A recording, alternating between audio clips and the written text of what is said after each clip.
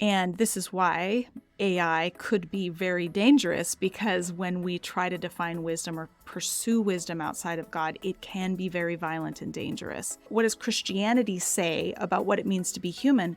Why do we start with Genesis 3 and our sin, rather than starting with God's good purposes for the world and what He made us for? Welcome to the Lausanne Movement Podcast, where we have a passion to accelerate global mission together.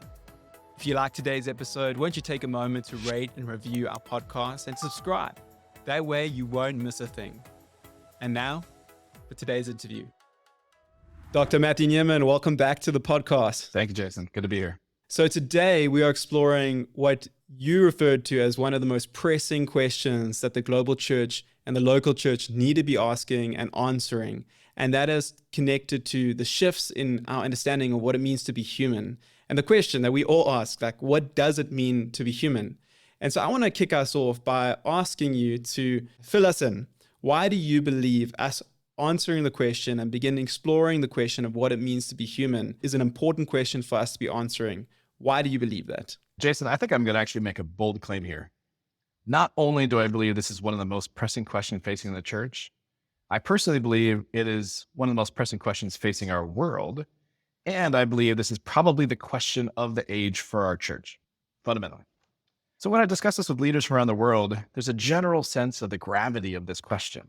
Right? From AI and tech challenging human capabilities to philosophical movements questioning gender and identity, to social movements enforcing and changing sexuality ideas. Right? Questions about humanness is being interrogated from so many angles and so many directions. So there's a lot of searching and deconstructing going on in our world. And the church really must have an answer with a convincing Christian anthropology. This is such an important question, and arguably the question of our age. And you know, man, I would actually agree with you. I think it is the question that we need to be asking and answering and working through in terms of scripture and what does the Lord say about what it means for us to be human. As I open up your report, I was not surprised to see what major themes that you were exploring was the shifts in human sexuality and identity and that. But what did surprise me was how you focused that question in on artificial intelligence and biotechnology, and we'll unpack that a little bit. But let's start off with artificial intelligence. Could you share some of the data connected to shifts surrounding artificial intelligence, AI? For many of us, it came onto our radar through ChatGPT. But how do the figures compare in terms of the previous years, like how AI has grown to where we are today? I think there's a general sense now in our world that AI is here. I think in just the last couple of years, it's come on a lot of people's radars, like you said, Jason. But there's two parts to this. AI is here, but AI is still young and growing, but it has been growing for a long time already. And really, this advancement of AI has been exponential and continue to be exponential as we grow. Yet, in the last 20 years, different systems have been worked on with attempting to develop performance abilities. Performance abilities such as handwriting recognition, reading comprehension, speech recognition, language understanding, image recognition, and the like. And what's interesting, perhaps, we had a little bit of a watershed moment. In recent years, in the last 5 years, AI has developed to a point in each one of these categories where it now surpasses human performance. Even recently, we're seeing new capabilities. I work in the particular area of design and creativity, and we have these new capabilities, image generation and voice reproduction and video creation. So in general, and we can go forever on this, but in general, AI is at an amazing level of development, but it's really just getting started and it's going to be pushing much farther. It's amazing to consider how technology can mimic the human ability and even surpass it in terms of intelligence and capability. And I think that's partly why we are talking about this, about AI connected to what it means to be human. Could you share some insights about the global perception of AI? How are people seeing it? How they're perceiving it? Are there any notable themes? Yeah, I mean, with any technology, there's some thoughtful questioning that happens within humanity. This is no difference. There's an interesting survey that the World Bank completed in 2022, which asked individuals from a large number of countries all around the globe, how did they perceive AI? Specifically, one question asked people whether they felt AI products and services had more benefits than drawbacks. You know, Jason, I found these results kind of interesting. Overall, individuals from Asia and Latin America were much more optimistic about AI. with China and Saudi Arabia and India all measuring over 70% of individuals believing it has more benefits than drawbacks. But what's interesting is that this isn't really the case for Western countries. On the whole, people in Europe and North America believe there are more drawbacks than benefits to be had with AI. So there's this kind of interesting regional split that's happening there as well. One thing the world did agree on, though, 60% of all global participants believe that AI would profoundly change their daily lives in the next 3 to 5 years. There's a sense that it's here, it's coming, and it's growing, and we have to pay attention to this. Now, we can't speak about AI and technology and the question of what it means to be human without speaking about biotechnology. Could you frame for us what is biotechnology and what does the report have to say about biotechnology and the trends and stats associated with it? It's interesting. I've had a lot of questions, even myself, saying, is biotech an appropriate category for a State of the Great Commission? But I think under this sense, as you can imagine, what does it mean to be human? Biotechnology is really challenging what it means to be human. So it's a key part of the Great Commission considerations. There's a lot of energy behind biotech innovation right now. A lot of this is being driven by the cost of genome sequencing plummeting, making technology very affordable and available. So within the biotech industry, just kind of get a sense of what this is. There are companies leveraging these technologies along with AI and big data to develop gene editing or gene sequencing or precision medicine, biomanufacturing, synthetic biology, and so on.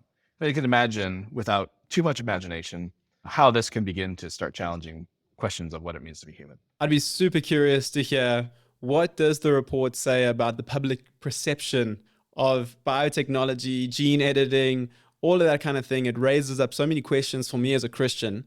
But public perception, was there a difference between like different religious considerations or cultural groups? What stands out from your report? It was interesting. Unlike AI, there are fewer individuals who are optimistic about gene editing as they were about AI. So globally, only about 30% believe scientific research on gene editing is appropriate. That's very interesting because that was not the case for AI, which had a lot more optimism. The majority of individuals in nearly all countries surveyed agreed that this is a misuse of technology. Now, India is about the only notable exception, that 56% of the people believe that it's appropriate and we should continue on. Now, I mean, at that global level, we can say, all right, we have some hesitancy, but if you dig down a little bit further, there seems to be a big nuance here. These numbers change when you start looking at specific scenarios. So in this global survey, 70% of participants agreed that it was okay to use gene editing to treat a disease of a baby that they would have at birth. Let's change the genes to heal the baby. Now that flipped to only 14% of people feel it's appropriate to do the same kind of technology to make the baby more intelligent. So although there's a 30% kind of acceptance, this is really situationally based on the acceptance level. Now, as you mentioned, there's a big difference in religious understanding of this too. Probably more difference than any other part we've seen in technology. So when we look at the data through this religious filter, it's interesting that Christians are far more hesitant about this technology than religiously unaffiliated. Right? Something worth noting and something we have to consider. Definitely, and I'll be curious to hear what you have to say for us from an evangelical perspective. But we've looked at two major categories. We've spoken about AI, we've spoken about biotechnology, but we can't speak about the question of what it means to be human in the 21st century without speaking about human sexuality. So what does the data say in terms of trends regarding human sexuality? What are the societal attitudes towards it? What stands out to you from the report? Jason, I know this is a sensitive issue, so I'm going to be speaking generally in general terms about the topic. Generally, we can say there's a growing acceptance of LGBTQ in every region from 2002 to now. There's also a growing generational gap with individuals between 18 and 29 being far more accepting around the globe than people 50 plus. And in some countries, there are significant gaps between the generations. We also can observe that the global West has far greater social acceptance of this than, say, Africa, Middle East, or Asia, generally speaking again. We all know this is a challenging issue for the churches and for countries alike, so it's an important thing to consider. As you reflect on all this data, what types of questions should the church be asking regarding shifts in understanding humanness?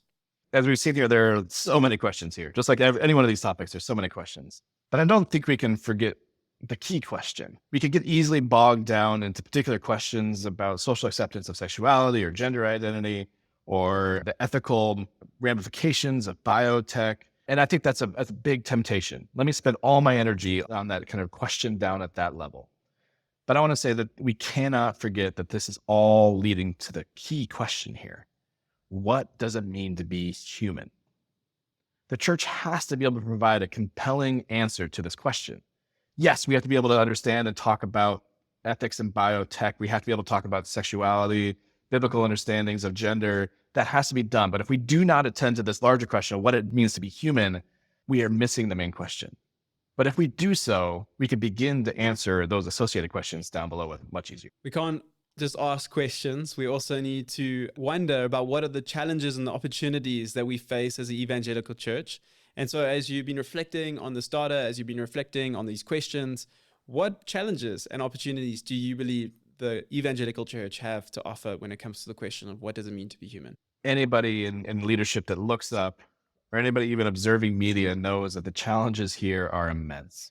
These particular challenges have divided countries, have divided churches, have split denominations. There's no question that the challenge is deep and the stakes are very high here. As I said, this is the question of our age. And if we fail to answer this question in a compelling way, as you can imagine, there are a lot of ramifications, and a lot of those we're already seeing. On the other hand, I think there's a great opportunity. It's going to take some work. We're not there yet. But if we can answer what does it mean to be human in a compelling way, as you can imagine, if the challenges are so deep, the opportunities are just as deep.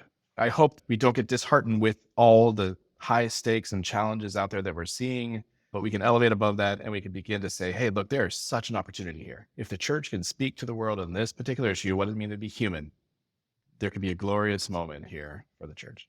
Matt, thank you so much for sharing this. Thank you for providing something to think about. Any final thoughts as we bring this part of the episode to a close? Any thoughts you'd like to share with our audience?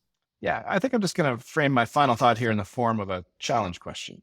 For any individual church listening or even organization listening, let me ask you this. Do you, as an individual or as an organization, have a compelling and biblical answer to what does it mean to be human? Honestly, do you? And if not, I would encourage you, there's a lot of work to be done here, and the importance is so high. Spend some time as an individual or a church or an organization identifying and finding and providing a compelling answer to this question. That is such a great way to wrap up this part of the episode. I want to encourage everyone listening to stop even right here and just to take a moment to ask the question, what does it mean to be human? Can you articulate that? And perhaps even challenge you with what Matt is saying to even begin to ask the people around you, what do they think it means to be human? And what does the Bible have to say about that? And so with that framing thought, Matt, thank you so much for what you're bringing to this podcast. Until next time. All right. Thank you, Jason. Well, Dr. Arns, welcome to the podcast. Thank you. Thank you, Jason, for having me. It's really great to have you. Today, we are going to be digging into the State of the Great Commission report's findings on the global shifts impacting our understanding of human identity. And the report refers to shifts in AI and biotechnology and sexual identity and gender. And all of this forces us as believers to reevaluate and ask the question, what does it really mean to be human? And fortunately for us, you have spent many hours thinking about this question as you've crafted and written your latest book, Being in God's Image. So before we dive into the data, I would love for our audience to just get to know you a little bit.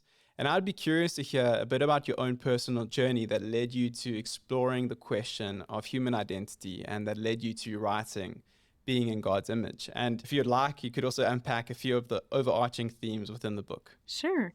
So I'm associate professor of Old Testament at Biola University. So teaching Old Testament is what I do for a living.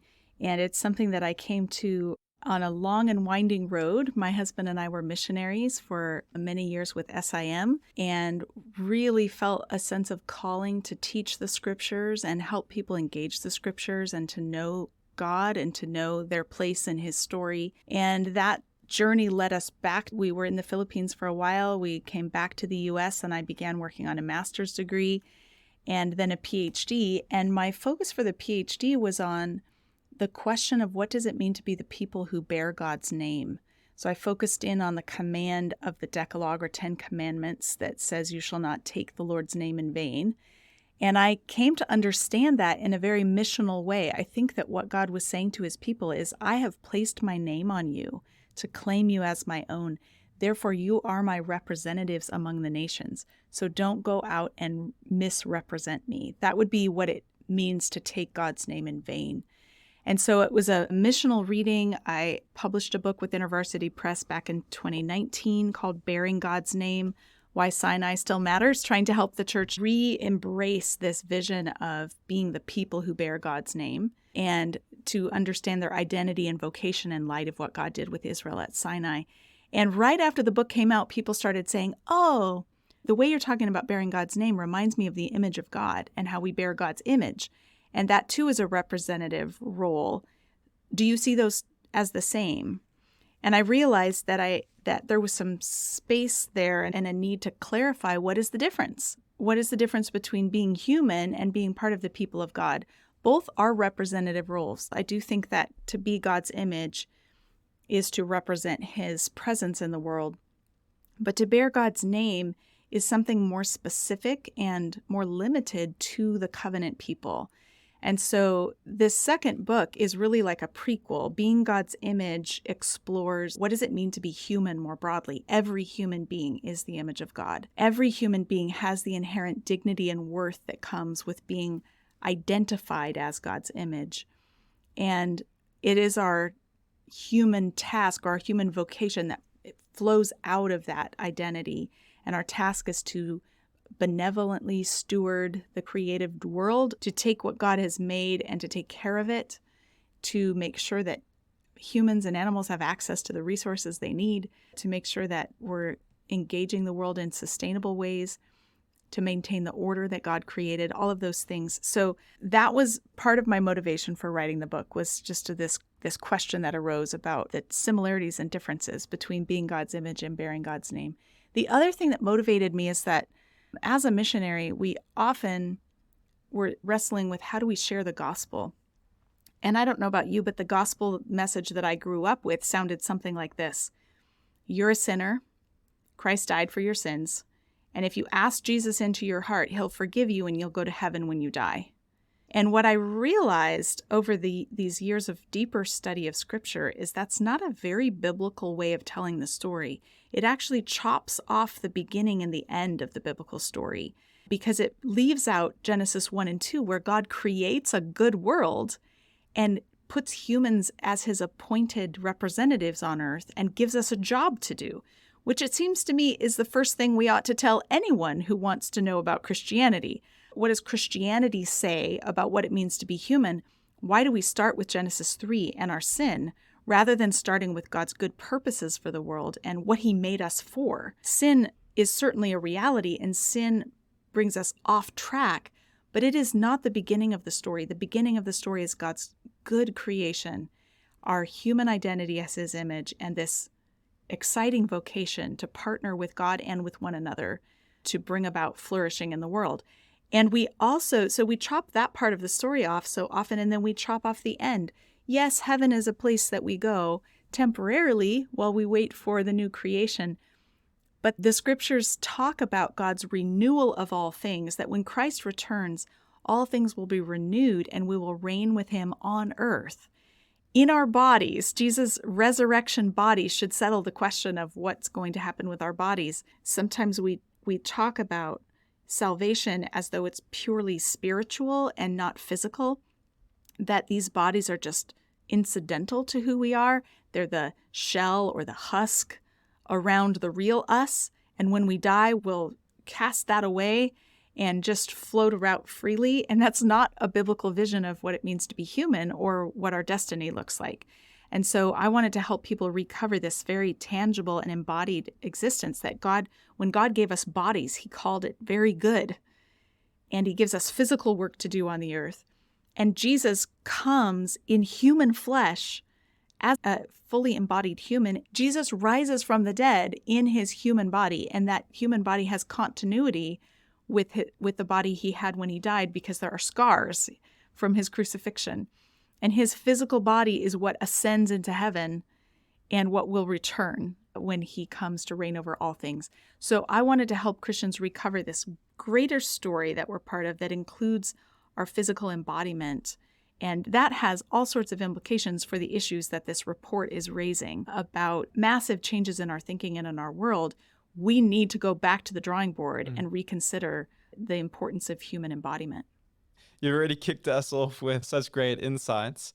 And I really want to jump into the report. But before we do, I know that you spent hours thinking about this as you've been preparing for your book and as you've been speaking about this on other podcasts. And, I'm sure you've been speaking to your students about it as well at Biola.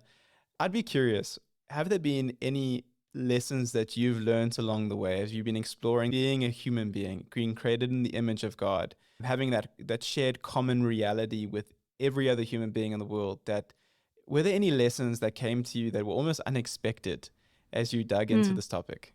One of the areas that most impacted me was learning about disability and thinking about disability with these lenses. So many times through the history of interpretation, people have attached the image of God to a certain human capacity, whether it's intellect or even a physical capacity. And as I reframed that and renuanced that in a way that I think is more rooted in the biblical text, I discovered that it has huge implications for how we think about disability. Because if we attach the Imago Dei to something that humans can do, then as soon as a human can't do that thing, are we saying they're no longer the image of God? We end up with a sliding scale of humanity where some people are more the image of God than others. And I think that's very deeply dangerous. And so this framing of the Imago Dei in the way that Genesis talks about it, understanding the language it uses in its context, I've become convinced that the Imago Dei, or the image of God, is our human identity, not a capacity, which means if somebody out there lacks a particular capacity, if you are not as strong as those around you, if you're dealing with chronic pain or impaired mobility or impaired vision or impaired hearing, none of that disqualifies you from this status as God's image. If you have a human body, broken though it may be, you are the image of God. And I think that what surprised me about kind of reframing that or getting that bit right is that it then has huge implications for how we think about what it means to be the body of Christ and what it means to gather together and collaborate together to do God's work. Because we are invited into a vocation of doing things, but we're not meant to do all those things alone. We are to collaborate with one another to get the job done. And so no one person has to have all the skills or abilities. We're designed to be interdependent with one another and with God. And one of the more shocking things that I learned while I was doing my research is that Christians were on the front end, the leading edge of lobbying against legislation in the United States to make buildings and programs more accessible for people with disabilities. Christians lobbied against that.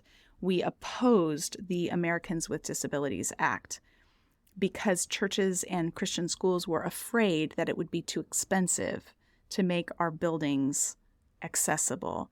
And as I reckoned with the scripture's teaching on humanity and humanness, I just felt like this is a travesty. We should be on the leading edge of building wheelchair ramps and installing elevators and making sure that our services are accessible to a wide variety of people with a wide variety of different challenges, that we're thinking about neurodiversity as we plan our worship services, that we're thinking about making space for everyone to participate and collaborate, not just letting people in the door, like, yeah, you can come here if you want, but like full inclusion in the leadership process of the church. And I came across some really wonderful testimonies of people who are working in their churches to reframe things. And they're saying, we don't just want people with mental and physical disabilities to join our church.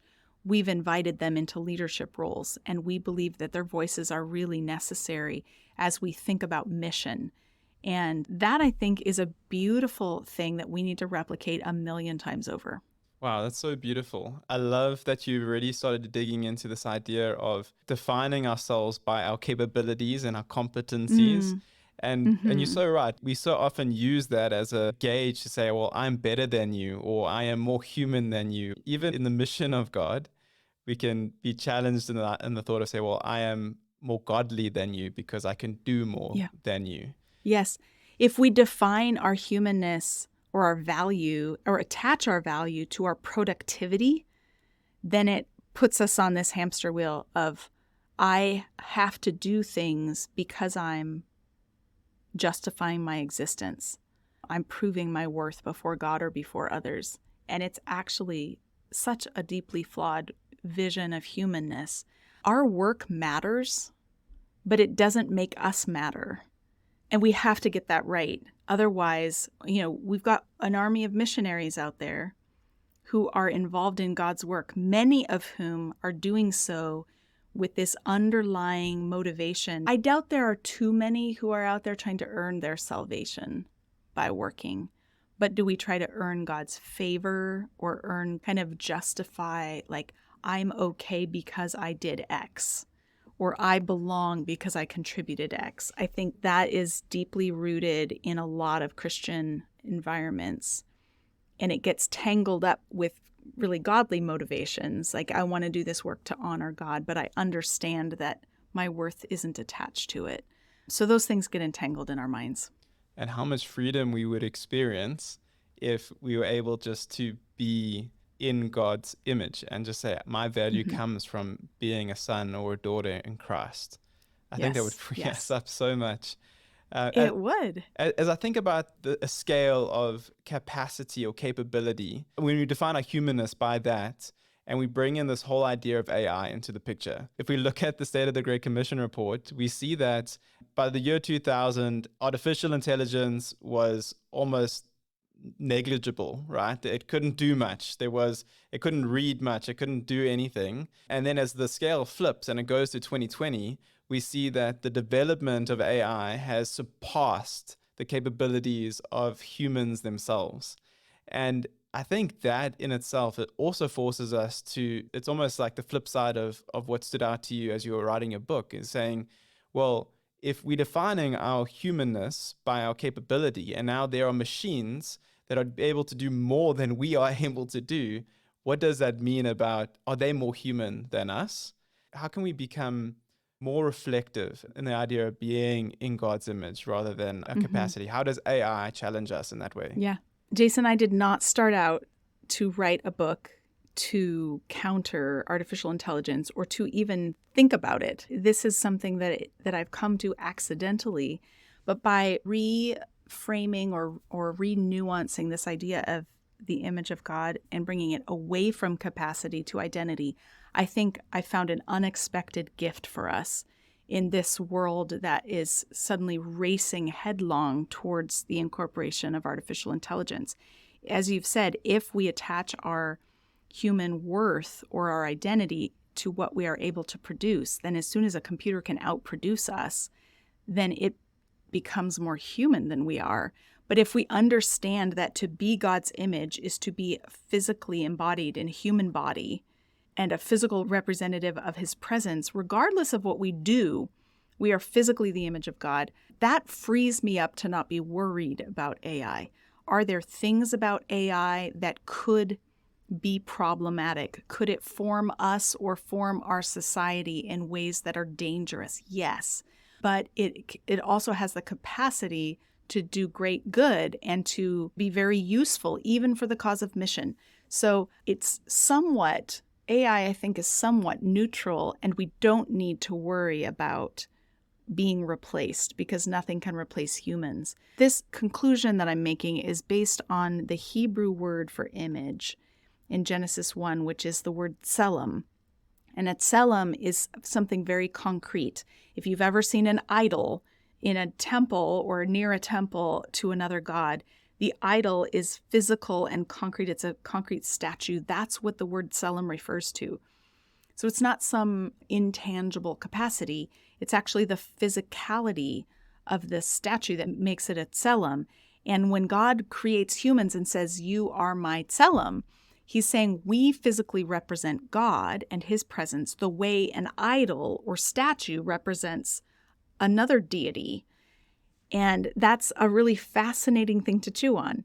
And a computer can never do that because a computer is not embodied the way that we are. So how do biblical authors continue to develop this idea of what it means to be human? What does it mean to be created in the image of God, and how did they continue that tradition of Tselem throughout the scriptures? Yeah. So the word Tselem, in conjunction with humanity being God's image, only occurs 3 times in the Old Testament, and it's in chapter 1, chapter 5, and chapter 9. So just in the early chapters of Genesis, we get this concept, and then it kind of drops out of view for the rest of the Old Testament. Humanness doesn't drop out of view, but the specific label, Imago Dei, drops out. And I actually think that's because the attention after Genesis chapter 11 turns toward the covenant people who bear God's name. Because as you're aware, in the first 11 chapters of Genesis, things spiral down out of control. And humans reject God's rule. They reject their God-given identity and vocation and try to seize a different identity. They fail to live in alignment with God's identity, and they begin to seek wisdom outside of God.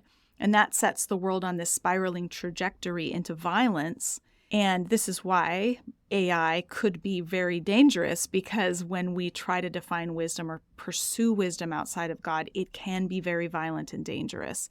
So if you have computers accessing data and recombining it in ways to accomplish more, if the data we put in is violent or self-serving in some way, then the product is also going to be self-serving in ways that are dangerous. So, but back to your question, the Bible has a lot more to say about what it means to be human. And I think that especially comes out in a more prominent way in the wisdom books of the Old Testament.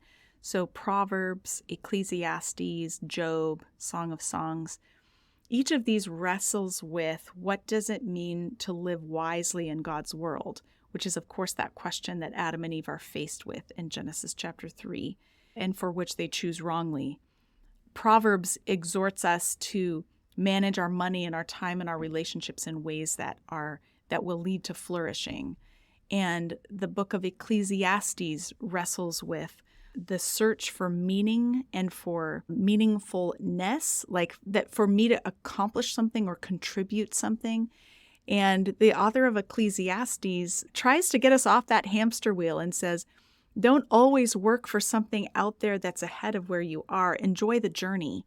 Eat, drink, and be merry. Don't always be focused on what you don't have yet or what you haven't accomplished yet.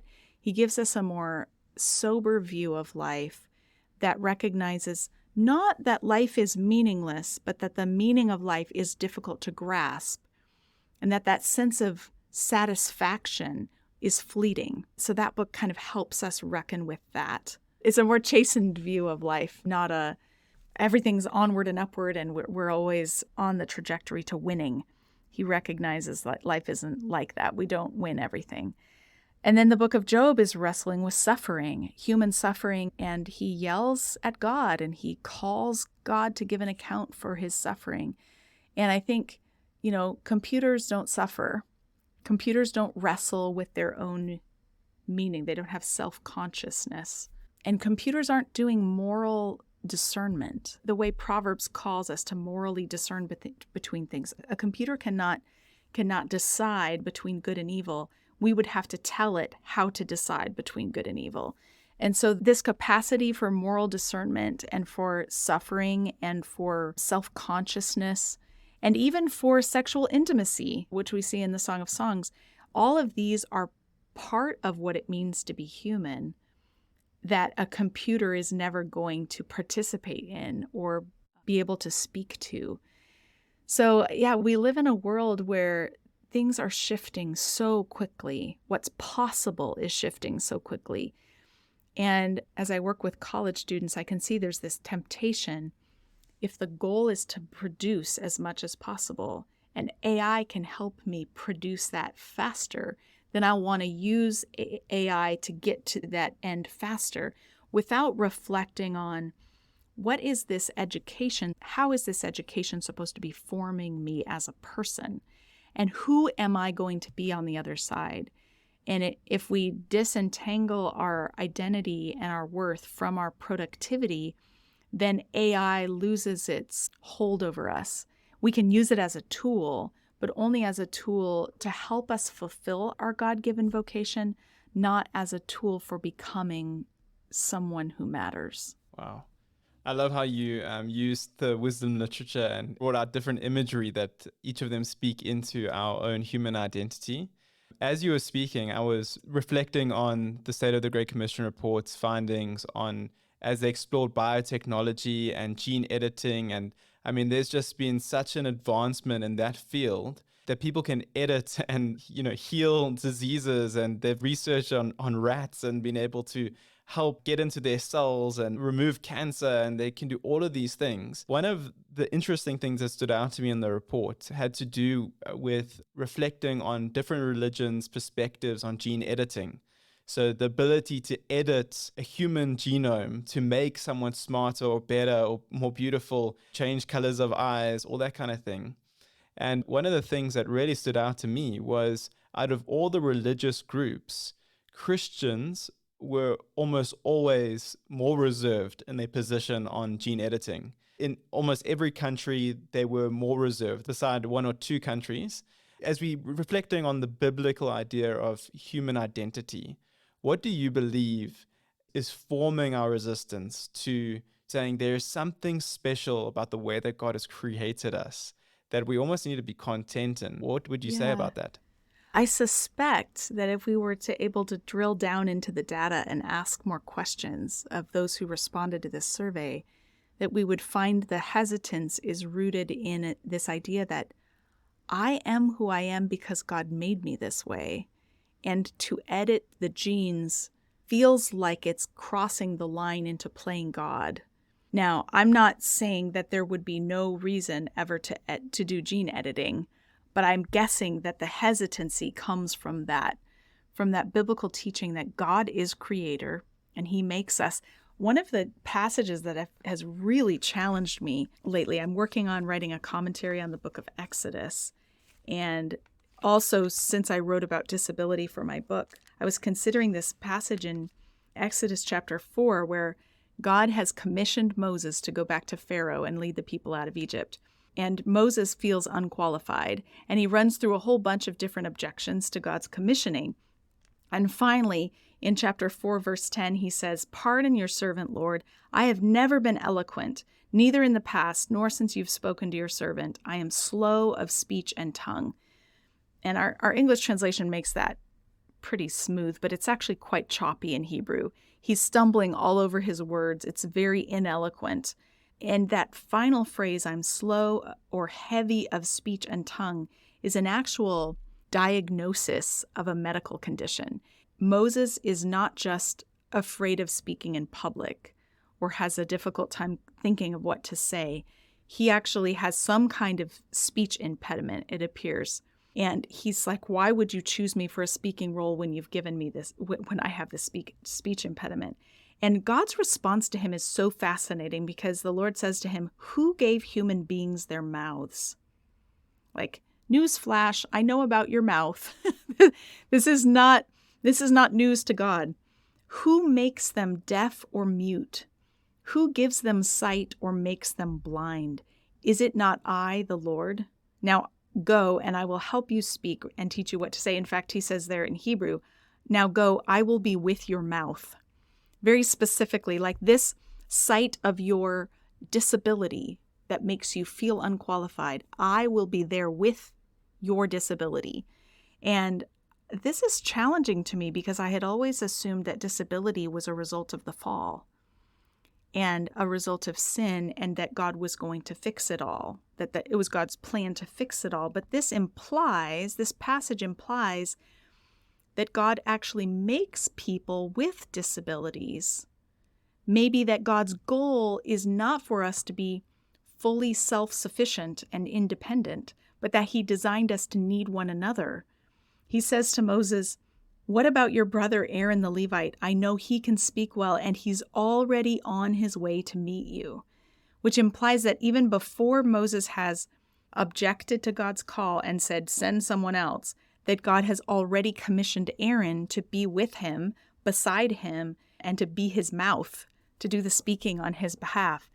And so God intends for us to collaborate and to be interdependent, He doesn't expect us to each individually have everything it takes.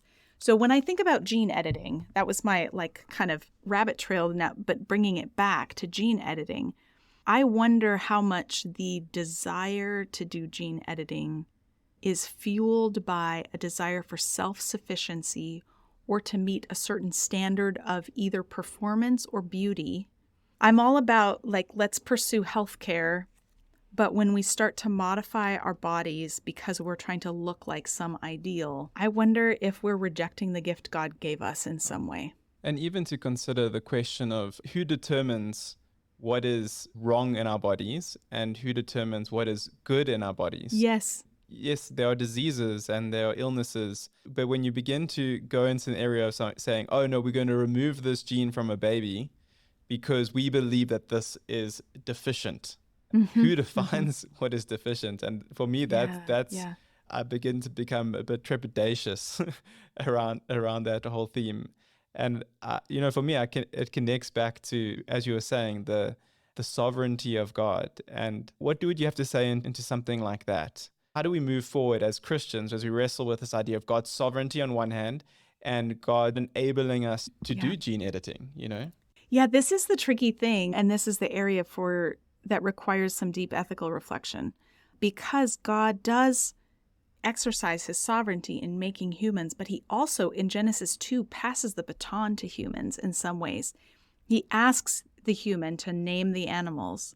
He invites humans into collaboration and partnership with him in doing the work. We don't just sit back passively while God does everything. And I don't think anybody listening would say we can do nothing. We just need to let God do everything. So I want to be careful not to reject any human intervention. If you're taking Tylenol or some kind of pain reliever when you have a headache, you are benefiting from the medical world's attempt to overcome a physical problem.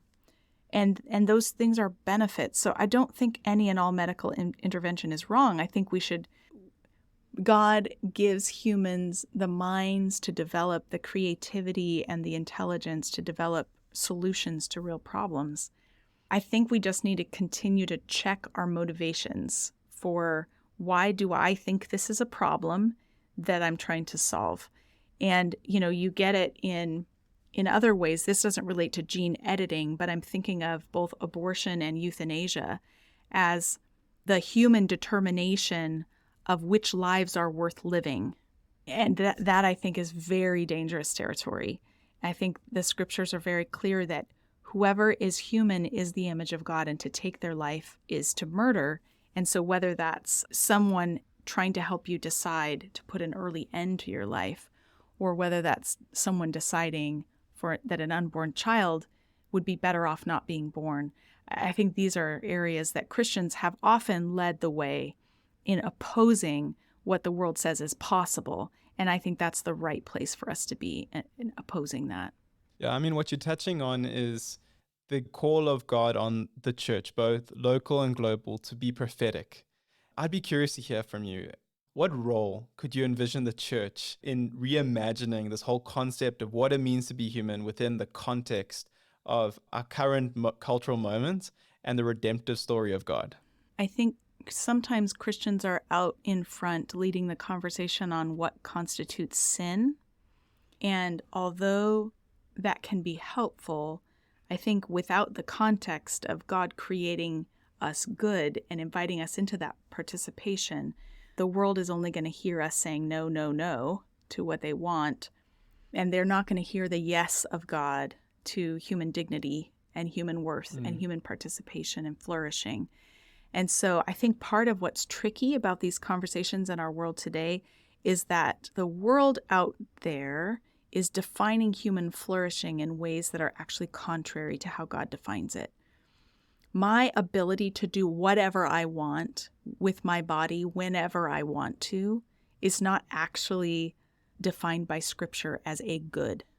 God calls us to lay down our lives for the sake of others, to deny ourselves, to deny our desires, to retrain those desires, and shape them according to what he says is good. And I believe as a follower of Jesus that I will experience the greatest flourishing when I follow that path that God has laid out for me, not when I just let my desires run wild. And so right now, that's a very countercultural message in our world, where the pursuit of desire and the pursuit of self-fulfillment seems to be the crown on everything. So part of the report was focused on changing attitudes towards sexuality and gender. And this is an area where I think the church has a very countercultural message. And our very tricky task, I think, is to hold together at the same time what the Bible says about the image of God, which is that every human being is God's image and therefore is worthy of dignity and should be treated well. That is just as true when we're talking about LGBTQ identifying individuals as it is when we're talking about, old ladies in church who've been faithful and who've kind of followed the Bible's teaching their whole lives. It's not just that Christians are the image of God. Every human being is the image of God. So no matter how someone identifies or presents, no matter what they've pursued in terms of medical body modifications, they are the image of God. And so we need to lead the way in treating all people of all orientations with deep respect. But we also need to lead the way in calling people to a kind of discipleship that says, it's not me and my desires that are at the center of everything, but it's surrender to what God says is good that's at the center. Let's dig into that just a little bit. In light of these shifts in perspectives of sexuality and gender, how can we effectively communicate that image of God in a way that resonates with people who have a vast perspective of what it means to be human in the perspective of sexuality and gender? I'm afraid I'm not an expert in how to communicate that well. That is something that I'm still wrestling with. I think we need to hold space for each other in our wrestling, to not demand that someone adopts our way of talking about things or our way of thinking about things, but just to love them well as fellow humans and to give them space for the wrestling that they're doing. These are tricky times, and as the report indicates, there's a significant age gap in how different generations are processing these issues. And what, just looking at the chart tells me that parents and children are divided on this issue. I know in my own family and many other families, there's a divide on this issue. And learning to walk this out well and to have the difficult conversations is really the task of our day. Jason, I have not figured out how to do this personally. It's much easier to do it on a podcast than it is to do it with my own family. And I'm watching this with my friends as well. Pretty much everyone my age has children who are wrestling either with their own sexual identity or with close friends' sexual identity and orientation. And it's happened so fast. It feels like such a seismic shift so quickly that I think many of us have felt kind of unprepared. And we don't feel comfortable having these conversations. But I think that the Bible gives us the perspective that we need to engage if we're willing to take the risk. Wow. Dr. Arms, thank you so much for being vulnerable and sharing with us. We're going to have to begin bringing this podcast to a close because our time together is coming to an end. Before we do that, I would love to ask, do you have any last thoughts that you'd like to share with us before we close? Well, I'm inspired by all those men and women globally who are thinking missionally and who are wanting to reach their neighbors for Christ. And so I commend you all for your work. And I want to encourage you to keep thinking biblically about this work, not just about the message that you're going to share, but reframing the whole way that we do our work. If every human being that we encounter is the image of God, then there's a possibility of inviting others in to collaborate with us to do good work in the world, even before they are believers. That there's a God-given dignity and a God-given vocation with every human being. And I think in the past, missions has sometimes been kind of top down or maybe even paternalistic, like, here, let me come and give you what you need and help you. And although we do have a life-giving message to offer, we're engaging with people that already have dignity and worth that's God-given. And so to treat everyone as the glorious image of God that they are, and to call them into that, I think is our high calling. Dr. Imes, thank you so much for your time. Thank you for pouring into us as an audience, as the Lausanne Movement Network. We truly appreciate it. This has been an enriching conversation. Before we close off, where can our listeners find more about you, more about your books, more about your work? How can they get hold of you? My books are available on Amazon or wherever you buy your books. I'm a big fan of small bookstores, so wherever you get your books, you can order them. I have a YouTube channel where I release videos every week called Torah Tuesday. I'm on Facebook and Twitter, or X, if you want to call it that. And I have a blog, carmenjoyimes.blogspot.com. And I'm really happy to hear from people, and I hope that the work that I'm doing will be helpful to your mission. Thank you so much for that. I'll be sure to put that into the podcast description, put all those links there for those who are interested in finding out more about you and connecting with you. Once more, I just want to thank you for your time. Thank you for adding value to us. And thank you for bringing a fresh perspective on the question of what it means to be human. We are, like you've said, we're so focused on being bearers of his name that we forget that we are also bearers of his image.